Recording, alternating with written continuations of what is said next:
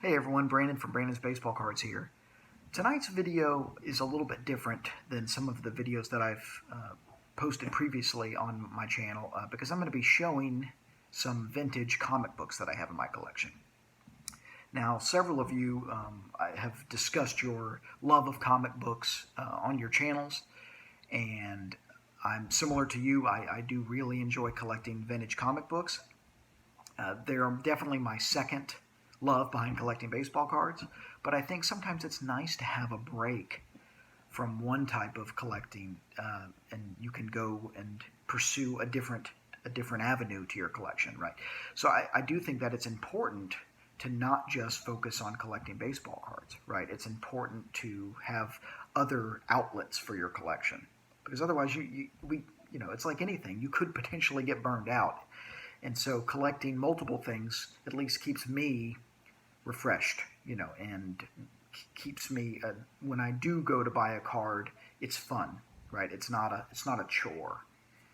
And if there are times where it gets to be a chore, then maybe I'll look at comic books instead. But I've got just a few comic books to show you. And even in my comic collection, baseball creeps in. So I'm going to show you a few items at the end that are vintage comics with baseball advertisements on the back, which is something that I really enjoy collecting. Again, I don't have a lot. I only have, I believe, 5 comics I'm going to show you tonight, but they're really cool, and I think they're a great secondary collection, I guess is what I'm trying to say, right? They're something I can go to that's different than baseball cards.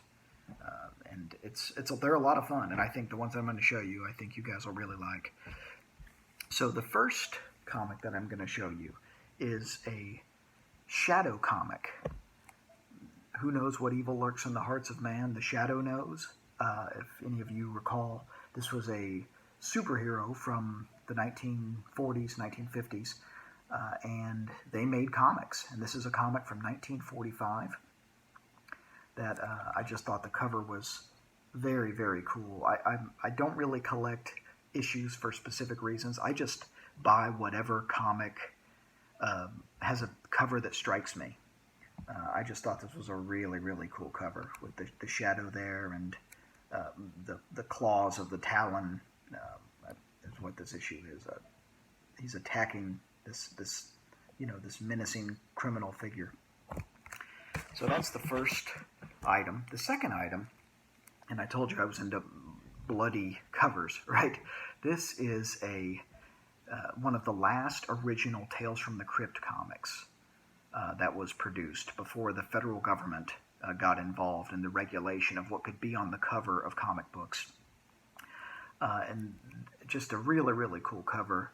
There's a shipwreck. I don't know how well you could see, but there's a shipwreck, and there's a man floating on debris from the ship, and there's a giant rat about to attack him, and he's got this look of horror on his face. To be honest, I just thought the colors on the Tales from the Crypt, especially the orange under the crypt, were just so beautiful. One of the prettiest Tales from the Crypts. This one's in really bad shape, but I just bought it because the colors were so beautiful. I couldn't pass it up. So that really, really cool. If you hear my daughter in the background, I apologize. She is in the process of going to sleep, so hopefully I'm not keeping her up. The next comic is a Tales of Suspense from 1961, and my grandfather actually gave this to me, which was very kind of him. He also collects comics. He has a much, much larger collection than I do, but just a really, really cool cover that I thought was, again, the colors just pop. Right, that's really what I look for. I don't collect any specific. Again, I'm not trying to complete the entire Tales from the Crypt set or Tales from the Crypt edition, although that would be really, really cool. I just buy the individual comics that I like that have cool covers. So the next comic is kind of different. I promised you there would be baseball in this video. This is a Little Lulu comic, and I'm not sure of the exact date of this comic. I did not buy this because I'm a Little Lulu fan. I bought this because there is a Stan Musial Wheaties advertisement on the back. A really, really cool comic and a really, really neat Stan Musial advertisement. And anytime there's vintage comics, I always dig through them, and I look and I check the backs, because you never know. A lot of baseball players had advertisements in comic books and on the backs of comic books. And the last comic that I'm going to show you is one of my favorites, because I don't even know the front of the comic. I'm too scared to take it out of the holder because it's in bad shape. But this is an advertisement with Mickey Mantle on it. And there's a comic with Mickey Mantle going fishing on this advertisement. And it's essentially trying to get kids to sign up for some type of contest. But I'm going to try to zoom in a little bit so you can see.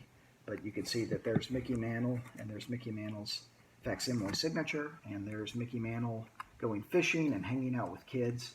I'm going to try to zoom in as much as I can so you can see it. Hold on. This is really, really cool. One of my favorite Mickey Mantle items in my collection. I don't have a ton of Mantle stuff, but I just thought it was really, really cool. And there he is, going fishing with kids. So very, very cool stuff. I hope you guys have enjoyed this video, and thanks for watching my channel, and keep collecting vintage baseball.